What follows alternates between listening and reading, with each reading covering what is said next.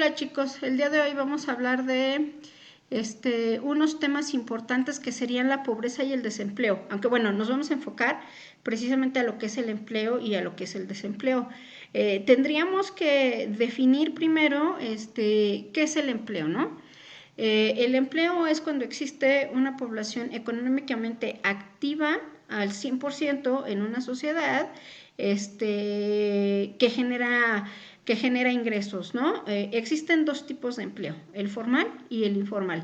Dentro del empleo informal, normalmente podemos considerar a personas que tienen un grado de estudios.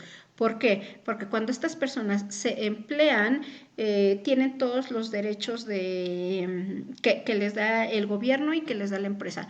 Una seguridad social, tienen derecho a vacaciones, tienen derecho a una a una prima vacacional, tienen, no sé, etcétera. Todas las condiciones que les da la empresa para la que trabajan, ¿no? Y obviamente reciben siempre un sueldo fijo que les permite a lo mejor también a fin de año obtener un aguinaldo.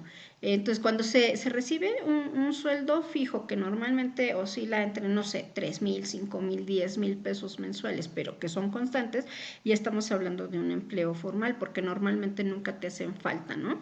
Y después tenemos la parte contraria, que sería el empleo informal, que es en el que no recibes, y se caracteriza porque no recibes una cuota fija cada quincena o cada mes, ¿no? Aquí dentro del empleo informal estamos hablando de de los oficios, ¿no? A lo mejor, no sé, los herreros, los albañiles, etcétera, que ellos trabajan y obtienen su salario dependiendo de lo que trabajen, ¿no? A lo que se le conoce a lo mejor también como destajo.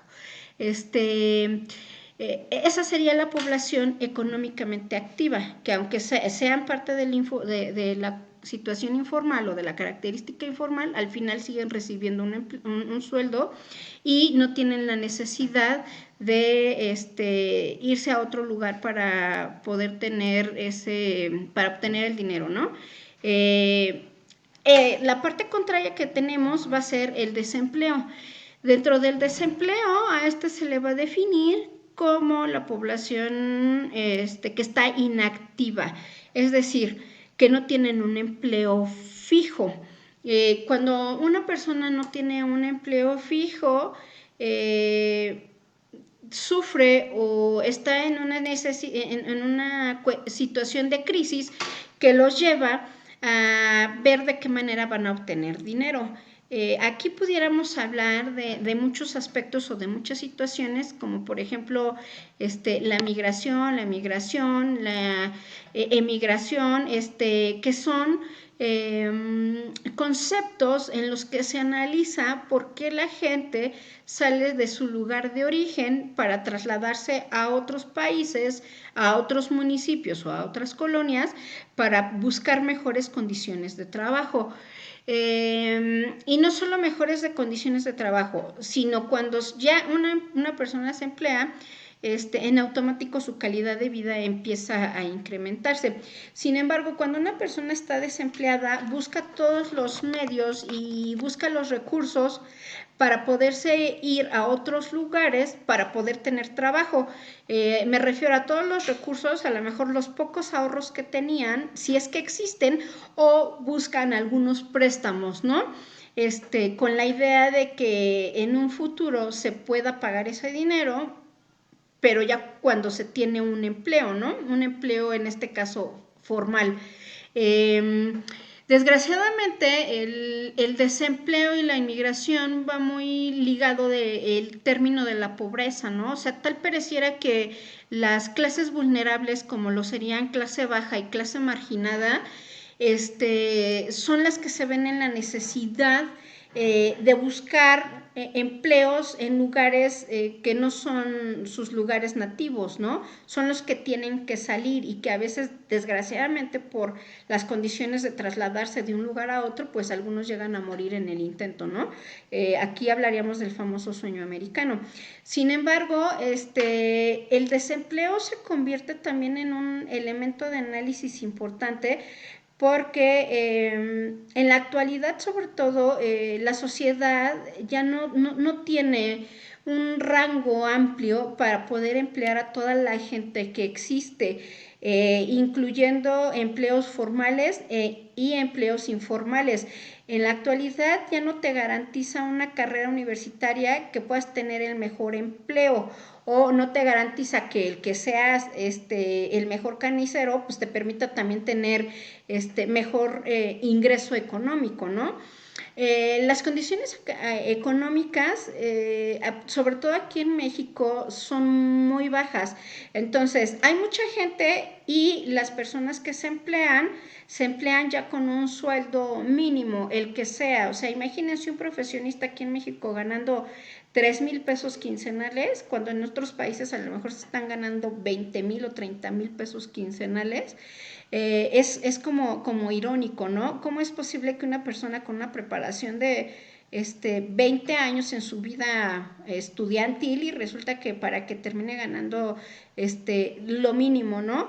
Entonces, el desempleo y la pobreza tendrían que analizarse desde el sentido de la sociedad en la que me encuentro. O sea, no podemos analizar el desempleo y no podemos analizar la pobreza, por ejemplo, haciendo una comparativa entre México, entre Estados Unidos y entre Europa, porque las condiciones de vida, la calidad de vida son totalmente diferentes, ¿no? Aquí en México tenemos un gobierno que no nos apoya, por ejemplo, si nos quedamos sin empleo, y en Estados Unidos y en Europa te dan un apoyo en algunos lugares hasta de un año, o en otros lugares de 6 meses, para que durante ese tiempo en el que estás en búsqueda de empleo, porque estás desempleado, puedas vivir por lo menos para satisfacer tus necesidades básicas. Aquí en México es diferente, ¿no? Aquí en México te quedas sin empleo y entonces tú de manera individual tienes que ver la manera en cómo vas a satisfacer tus necesidades. Si vas a pedirle dinero a tus familiares, si vas a ir a una caja de préstamos para pedir un préstamo, o vas a ir a empeñar algo, o trabajar ya en lo que sea, con tal de tener un dinero para poder subsistir o para poder sobrevivir. Y si hablamos de un condicionante en donde existen familias, entonces las características cambian y se modifican, ¿no? Porque entonces es todavía más el me empleo por lo que me paguen, lo que sea, sin importarme si son 1,000, 2,000 o 3,000 pesos. Ahorita de manera inmediata me interesa que mi familia se alimente, ¿no? Entonces, esta situación del desempleo rebasa por mucho la calidad y a los habitantes de un país. Si hiciéramos el análisis en la actualidad, bueno, pues entonces nos damos cuenta cómo el famoso COVID o el coronavirus viene a cambiar totalmente los estados en los que se trabaja y en los que se encuentra el desempleo, ¿no? Y en los que se encuentra también el empleador, en el que nos dicen prácticamente, o sea, lo que trabajas es lo que te pago. Si trabajas 1 hora, te pago 1 hora. Si trabajas 2, te pago 2 horas. ¿Por qué? Porque ya los empleadores, muchos de los empleadores, no tienen el sufragio económico o la solvencia económica para poderle pagar a las personas 1, 2, 3, 4, 5 sin que se generen ingresos. Por eso es que muchos restaurantes o muchas empresas o en oficinas o en escuelas han decidido prescindir o rescindir de los servicios de personas que no son necesarias, o sea, en las que sus labores no son necesarias, porque al final ese dinero se convierte en una fuga para las empresas, pero a nivel empresarial, a nivel ya de las personas que están despedidas, al final están desempleados y ellos tienen que buscar la manera entonces de cómo tienen que satisfacer sus necesidades.